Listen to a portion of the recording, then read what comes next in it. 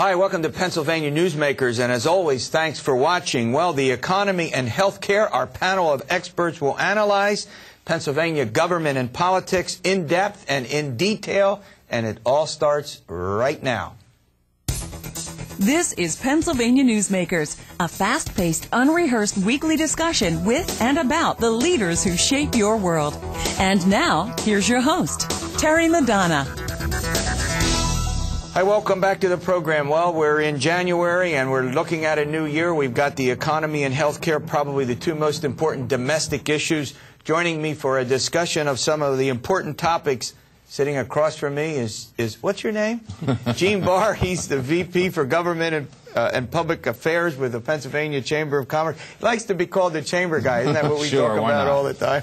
And seated next to him is Mike Fiaschetti. He's the Market President for Highmark Blue Shield. And on my right, that's figuratively on my right, is Jim Redmond, a Senior VP with the Hospital and Healthsystem Association of Pennsylvania. Frequent guests on our program and experts that we call in from time to time to chat about important things. All right, Gene, I want to start with the economy. Look, you represent the business community. Give us a quick update. The economy, how's it going now? Some signs of recovery? Yeah, if you listen to economists, I think they'll tell you that kind of the worst is over. We've bottomed out. They're seeing positive signs in terms of recovery, which is small consolation to people that haven't gotten their jobs back or haven't found a new job. What we're hearing from our folks is, and we're talking about health care, is that health care costs continue to be a huge piece of this. A lot of the raises that might have gone to people over the years have in fact gone from employers to pay for higher health care costs. And I think one of the things that greatly concerns employers, some of the signals that you're seeing out of Washington about new taxes, which make it a little tougher for this, for these jobs to recover, which is why you hear many economists talk about a, quote, jobless recovery. Right. So you think particularly in our state where, unemployment is a couple percentages below the national average, but we're not seeing any great move, particularly in the small business community to hire yet. Little reluctance to hire. Absolutely. A lot of reluctance given a lot of things that are proposed in Washington that would impose new costs on employers across the board, particularly smaller employers. Right. Mike, going back to last year, 2009, a horrendous year, I think you would agree. From your perspective as an insurance executive, what were the trend lines that you saw last year? Well, Terry, 2009 was a very difficult year for employers in this state. We saw a higher percentage of enrollment loss based on layoffs and based on small businesses just dropping health insurance than we've seen ever before. We saw over 10% loss in small business just because they had to let people go. So we have seen a real reduction in the number of people that were covered due to the economy. So, Jim, hospitals, some hospitals in better shape than others, as you've talked about over the years. Folks still coming to the emergency rooms in record number, as Mike points out. What's the general condition of the hospitals in the state? Well, we too faced some real challenges during 2009 and saw a dramatic increase in emergency department use, as well as a slight drop-off in elective surgeries at the beginning of 2009 as people were concerned about the future of their health care costs. Many hospitals took steps to reduce their employee level, and some instituted hiring freezes. But slowly things are kind of coming back for hospitals in the state. So did you see this in the claim? I mean, maybe if it's something, if you can't answer, we can talk about it later. Is Jim on to something? Just people putting off, do you think, a lot of medical treatment? Absolutely. Not only are they losing the coverage, but go ahead. Yeah, we've seen a couple things. We've seen people put off certain services that they should not put off. We've also seen a higher utilization of emergency room services because a lot of people have, wanted to get certain things done. And, we also saw the H1N1, of course, later in the year, but we did see a higher utilization of emergency services. All right, well, let's turn our attention, and I think, Gene, the big topic is the national health care bills, let's put it this way. The House has passed one, the Senate has passed one. They're complicated. I must tell you, I've tried to follow this, maybe as closely as anyone. It's very tough to understand. Basically, what we hear is that, the huge differences between the House and the Senate.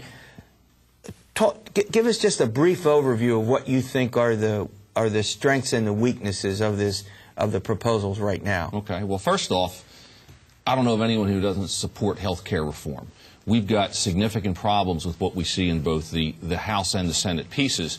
And when you look at some of the strengths and weaknesses, let's take some of the strengths. I mean, first off, we're trying to address people that don't have health insurance and health insurance coverage and health care. We're trying to address those. We're taking some steps to hopefully expand that coverage to people. Those are positives. Right. Let's hold off on that because I want to explore this. Now, Mike, look. You represent how many people do you 4 million people. I mean, just a few things like that. Just only 4 million people, That's right? That's right. Now, we've talked about this before. Should the government be trying to cover more? Are you, in general, in favor of that principle? Absolutely. We support the initiatives to get more people covered. The uninsured represent a high cost. It's a real issue in healthcare, so we do support getting more people covered. The question is, how do you do it and how do you finance it? Okay, we'll get to that. Now, Jim, the same with your organization. You have supported, Hospital Association has supported, obviously, because people are coming in and getting services, not paying for them. That's the real plus. I mean, over 30 million individuals would now be covered under either bill. Right. Slightly higher under the House version, and we don't know the final outcome yet on the final package. But certainly the major feature of this legislation is to cover more individuals. All right, we'll be back. You're getting it in depth and in detail, the healthcare analysis, following more on that following these words. This broadcast of Pennsylvania Newsmakers is presented by the Pennsylvania Chamber of Business and Industry, the statewide voice of business.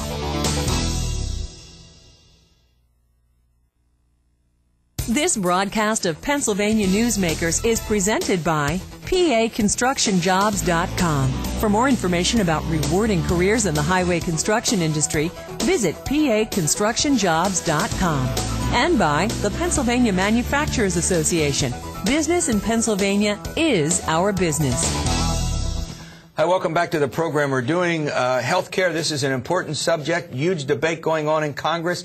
The House and the Senate have to reconcile big differences. Gene Barr is sort of laying out the principles. All right, Gene, go ahead. We did coverage, universal coverage. There's a couple more things. One of them is this whole issue of denying for pre-existing conditions, which is very tragic and very unfortunate for people lose their coverage and then have a condition that isn't covered. And that's has provisions in both of the bills. But commensurate with that, you're going to have to also have a mandate for people to get coverage if there's any hope of making this non-denial for pre-existing work. All right, so let's pick this apart. Now, I think you and I have talked about this once before on the program. Pre-existing conditions, should they be covered? Yes. Yes, we really believe, and Highmark's position all along has been that there should be an elimination of medical underwriting. That's the practice of screening people based on health status or raising their premiums based on that, and the elimination of pre-existing conditions so that all people, irrespective of their health status, can get health coverage. As Gene said, though, what's real important is that there's a mandate, because if you don't have a mandate, only the sickest people will buy the coverage, unfortunately, and that will raise costs. So with the mandate, you'll get a more stable pool. You know, Jim, one of the other aspects of this, and I know I've raised this before, you know, you could then leave a horrible lifestyle, somehow avoid coverage, and then show up, I got coverage, and go into one of your hospitals. But I guess, you know, you're going to cover them anyway, right? You're going to give them well, I mean, what's your thinking about that? Well, sure. I mean, the whole notion of insurance is that those that are healthy will pay for those that are sick, and the concept of sickness was viewed to be a random event. Right. As we all get older and have more chronic diseases, it's not a random event. Yeah, you're right about that. All right, mandate. Gee, can the United States government compel individuals to buy a product? I mean, isn't that what an insurance... It's a great question. Right, it's an insurance product, right? Yeah, that's right. It's a great question. I mean, it's none of us are constitutional lawyers here, but I think it's a legitimate question to ask about whether or not, and the analogy people have said is, well, we force them to buy auto insurance. But you choose whether to drive or not. You don't choose whether you're going to breathe or not, which is what we're talking about. And the second piece of this is, which is another component of the discussion in Washington, is if you have the premiums that are established for health insurance, if you have a penalty for people who don't get coverage, the penalty has got to be at least as much as what they pay for a premium. Otherwise, they say, I'll pay the few $100 for not getting the mandatory coverage because health insurance is more expensive. That a lot of people will just simply opt out and pay a tax, and the tax won't be sufficient to cover the increasing costs. I mean, huge costs going to be attached to all of this now. I mean, I don't even get any sense that they have a real idea about what this is going to cost. Well, I think that's clear that even with the passage of a final bill, we're really not going to fully understand the implications of this well into the middle of well, 2013. Who knows? Yeah, I mean, and we're going to pay for it for 10 years, but only get the actual benefits for 5, right? That's correct. But I think Gene hit on a very important point in terms of the mandate. The way that the bill is structured right now, the mandate is very low in 2013 and 2014. Right, it phases in. But it's kind of like being able to buy homeowners insurance after your house burns down. The way that that penalty is structured, it would be far more cost-effective to pay the penalty, and then when you get sick, buy health insurance, because there's no preclusion from that, given the elimination of pre-existing conditions. Now, a bunch of attorneys general are looking into this whole constitutionality bit, right? I mean, including Tom Corbett, the attorney general in our state, about whether or not, and again, you pointed out, we're not constitutional scholars, but that's an interesting question. Well, the piece they're looking at is actually for whatever you want to call it, the piece that they promised to Senator Ben Nelson of Nebraska in order to get his vote, which is, don't worry about it. We'll pick up the Medicare costs for Nebraska. The rest of us will do that. If you vote for this package, we're going to give Nebraska a pass. And there's a huge concern on the parts of many attorneys general in other states of whether or not that is actually constitutional to give an entire state a pass and let us pick up the cost of that. Yeah, good point. All right, we're going to go to break. When I come back, I want to get into a couple other aspects of this. In addition to the costs, we also have the problem of access. And Jim, something that I want to ask you about is, are we going to create a huge rationing problem if all of a sudden we've got 30 million people, many of whom don't seek any help at all until they're sick? But now what happens if they begin to need routine, medical procedures that they might not have gone, and now they're going to go and try to find a primary, physician? This is going. The potential of this to create rationing in a serious way is enormous. Yes or no? Yes. All right. I mean, we already have a shortage of primary care physicians, as well as other specialists, right? Right, but particularly primary care physicians. All right, when we come back, we're going to continue this discussion, healthcare debate. It's probably, other than the state of the economy, the single most important domestic issue confronting the country. All of that and more following these words. This broadcast of Pennsylvania Newsmakers is brought to you by Pennsylvania Credit Union Association. Pennsylvania Credit Unions, where people are worth more than money. To find a credit union that is right for you, check out ibelong.org. And by the Energy Association of Pennsylvania, Pennsylvania's energy information source.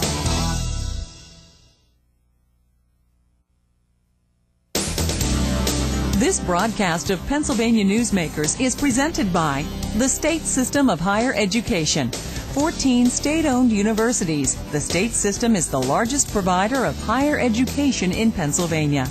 And by the Hospital and Health System Association of Pennsylvania, working towards a healthy Pennsylvania. Hi, welcome back to the program. Well, it's healthcare, healthcare, healthcare. We're not getting into the politics of this. We're getting into the details, in depth and in detail. We're looking at how these healthcare reform proposals in the House and the Senate will affect all Americans.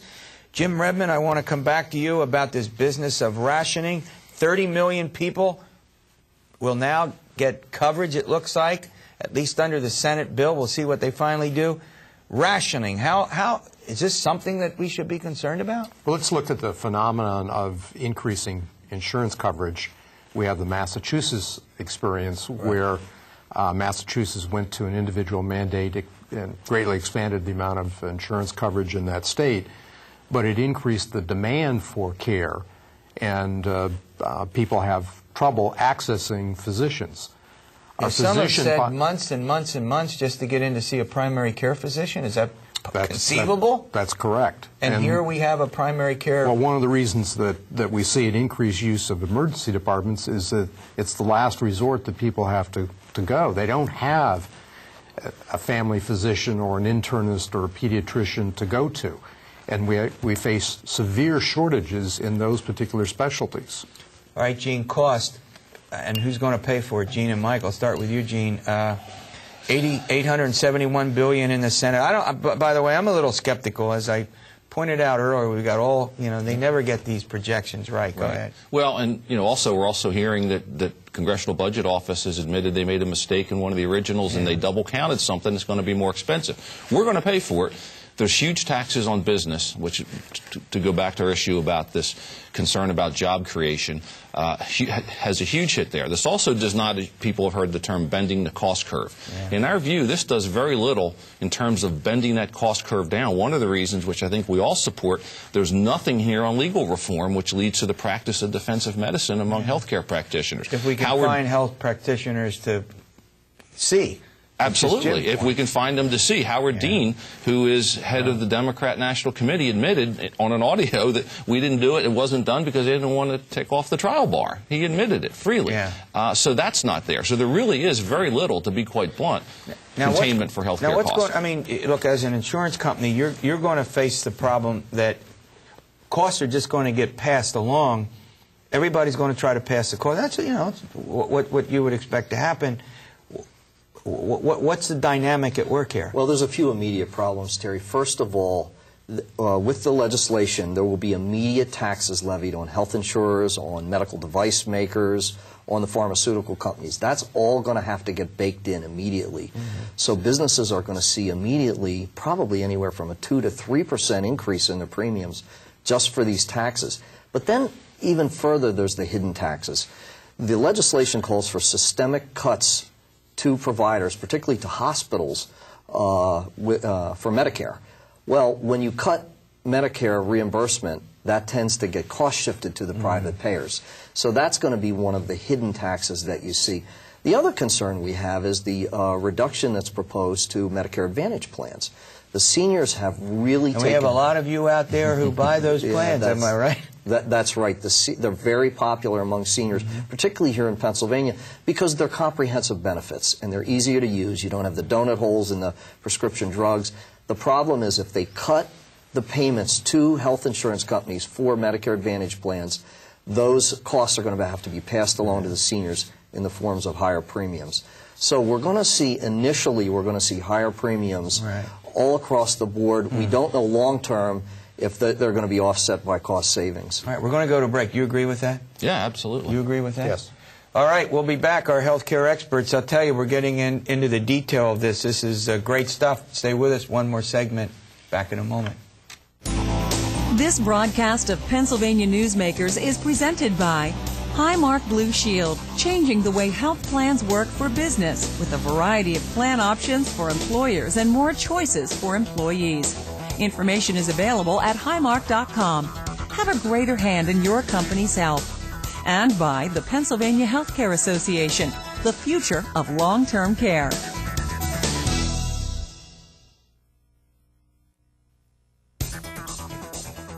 This broadcast of Pennsylvania Newsmakers is presented by Penn Future, where we believe that every environmental victory grows the economy.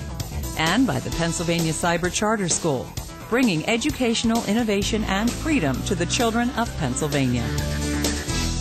Hi, welcome back for the final segment, this healthcare in detail and in depth. All right, here's my analysis. There will be a healthcare bill passed by Congress. This House and the Senate will mesh these two. It's going to happen for lots of different reasons, some political, some driven by the urgency to bring about reform. Jim Redmond, will there be a healthcare bill passed by Congress soon? Yes. There will be one passed. Gene? However you define soon. However we define soon. Michael? Yeah, we believe there will be a bill passed. All right, there you go. All right. As we look ahead, Mr. Redmond, who knows what will finally be in it, but it's going to be a work in progress. Yeah, both bills are over 2,000 pages long. Very, very complex.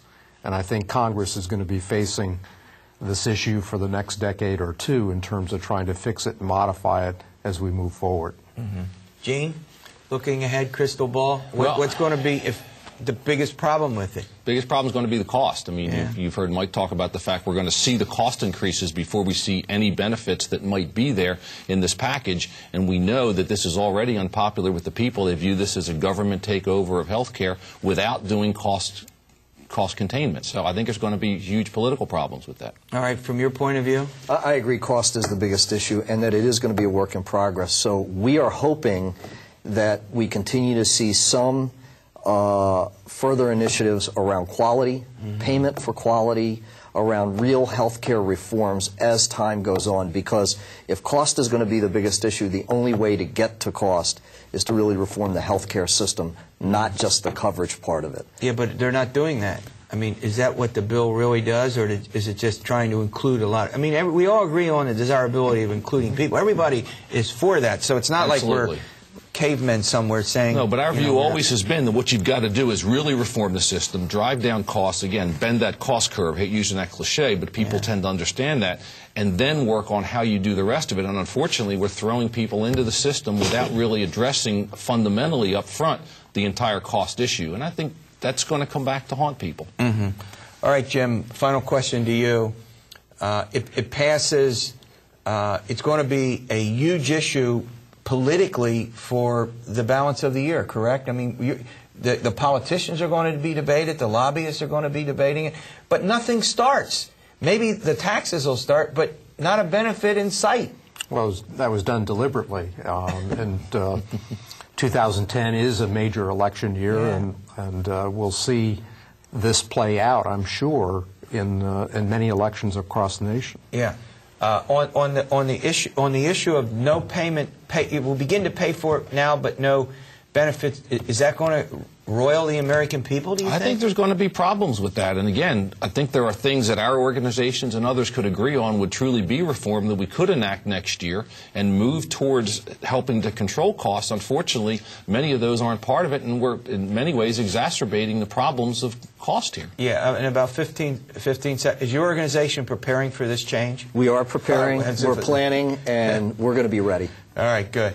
All right, I want to thank you. Look, maybe when they get this passed, you guys come. Sure. We know we're going to get something. You'll come back and tell us what's in it and explain to our viewers. Absolutely. All right, we'll see you next week for another edition of Pennsylvania Newsmakers, and you'll like this. As always, stay well.